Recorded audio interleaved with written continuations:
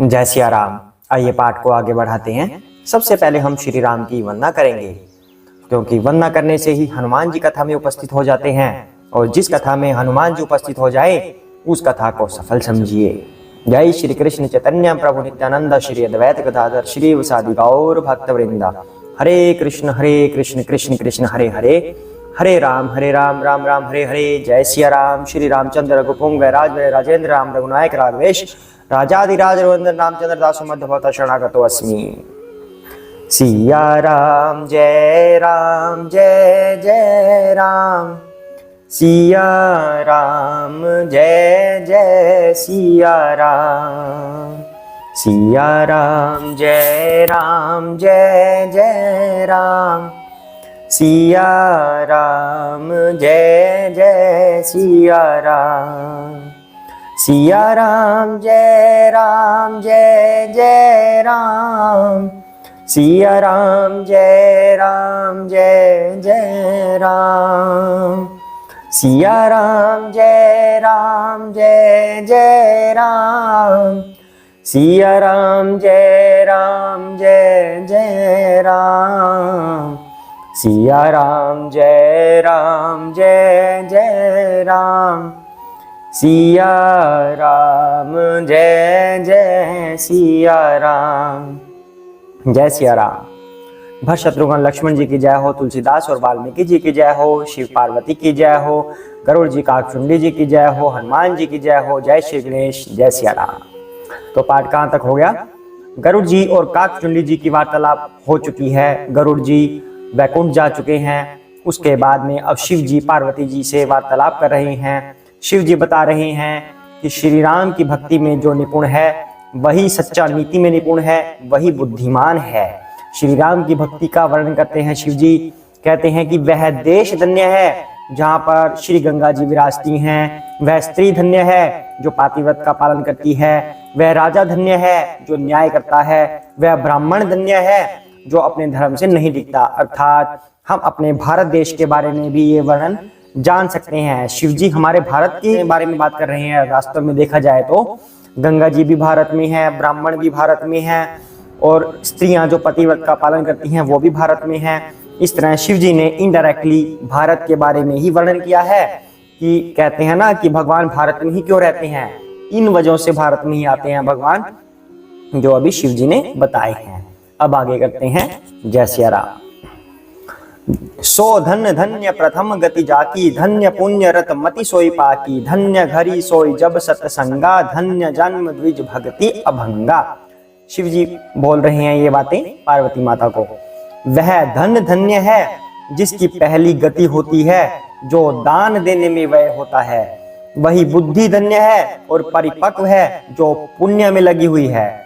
वह घड़ी धन्य है जो सत्संग की हो, अर्थात वह समय धन्य है जिसमें सत्संग किया जाए। और वही जन्म धन्य है जिसमें ब्राह्मण की अखंड भक्ति हो, अर्थात जब हम जन्म लेते हैं अगर हम उसमें भक्ति करें तो ही हमारा जन्म सार्थक होता है। अब आगे शिव जी कह रहे हैं धन की 3 गतियां होती हैं, दान, भोग और नाश। अर्थात धन का उपयोग हम 3 चीजों में कर सकते हैं। हम दान कर सकते हैं धन को। वैसे हमें धन का दान करना चाहिए, बहुत आवश्यक है, क्योंकि धन अर्थात लक्ष्मी। लक्ष्मी किसकी होती है? विष्णु जी की होती है। अर्थात अगर हम उस लक्ष्मी का प्रयोग विष्णु जी की सेवा में करें, जो पत्नी होती है वो हमेशा पति की सेवा में रहती है, तभी घर अच्छा चलता है। ऐसे ही लक्ष्मी जी हमेशा विष्णु जी की सेवा में रहती है। अगर हम उस धन का प्रयोग अर्थात लक्ष्मी का प्रयोग हम विष्णु जी की सेवा में करें तभी उसका उपयोग सही माना जाता है। अर्थात अगर हम उसकी खुद की सेवा में उपयोग करें तो फिर क्या होगा आप सोच लीजिए। आपने लक्ष्मी को विष्णु जी से वंचित कर दिया तो उसका घोर परिणाम होता है। इसलिए बोला जाता है कि धन का प्रयोग श्री हरि की सेवा में करना चाहिए। जितना हो सके मतलब कुछ ना कुछ करना चाहिए ताकि हमारा धन शुद्ध हो जाए। और कहते हैं धन का दूसरा क्या प्रयोग होता है? भोग करना, यानी कि खुद की सेवा करना। अब खुद की सेवा कितनी करनी चाहिए वह आप देख लीजिए। उससे पहले विष्णु जी की सेवा होनी चाहिए उस धन से। तीसरा नाश, धन का प्रयोग नाश करने के लिए भी प्रयोग कर सकते हैं, अर्थात हम उसका गलत उपयोग करें तो उससे नाश ही होगा। तो कह रहे हैं कि दान सबसे उत्तम है, भोग मध्यम है और नाश नीच गति है। जो पुरुष न देता है न भोगता है उसके धन की तीसरी गति होती है। सो कुल धन्य उमा सुनु जगत पूज्य सुपुनीत, श्री रघुवीर परायण जेहि नर उपज विनीत। हे उमा सुनो, वह कुल धन्य है, संसार भर के लिए पूज्य है और परम पवित्र है, जिसमें श्री रघुवीर परायण अनन्य राम भक्त विनम्र पुरुष उत्पन्न हो। जय सिया राम।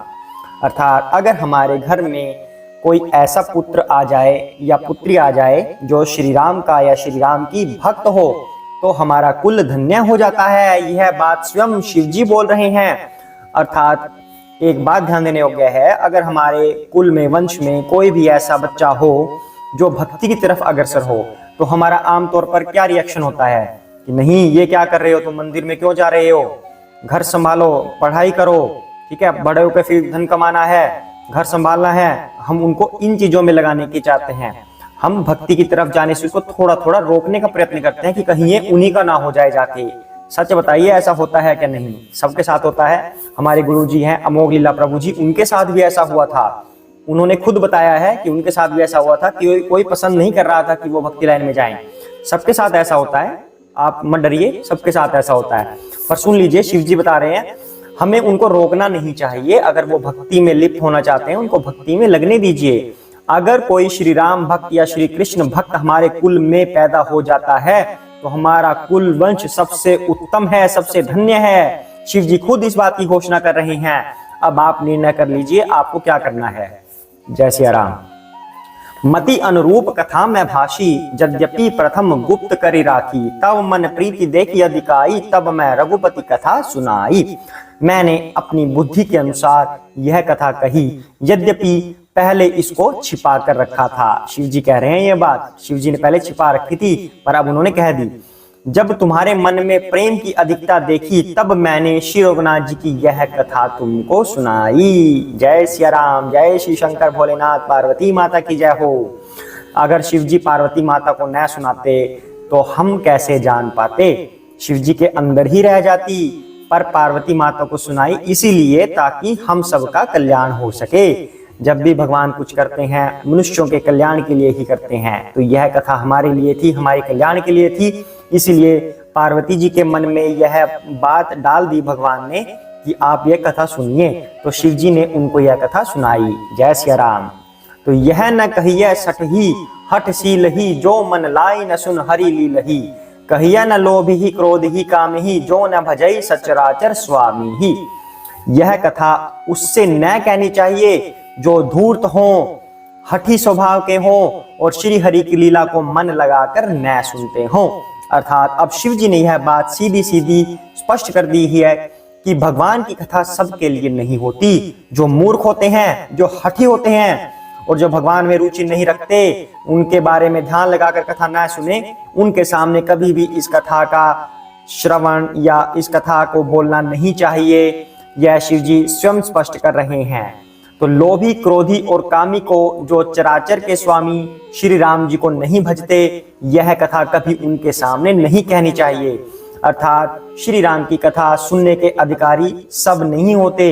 जिनके ऊपर भगवान की कृपा होती है, जिनकी भगवान के अंदर रुचि होती है, जिनको भगवान के अतिरिक्त और कोई चीज प्रिय नहीं है, यह कथा उन्हीं के लिए है। तो अब आप जान लीजिए, अगर आप यह कथा सुन रहे हैं इसका मतलब आप श्री राम की भक्ति के अधिकारी हैं, तभी आप यह कथा सुन पा रहे हैं। अदरवाइज क्या होता, आप इस कथा को सुनते ही नहीं, स्वाइप करते, कुछ और लगाते। इसलिए आप सुन रहे हैं मतलब श्री राम की आप पर कृपा है। जय सिया राम। अब आगे की कथा कल करेंगे। जय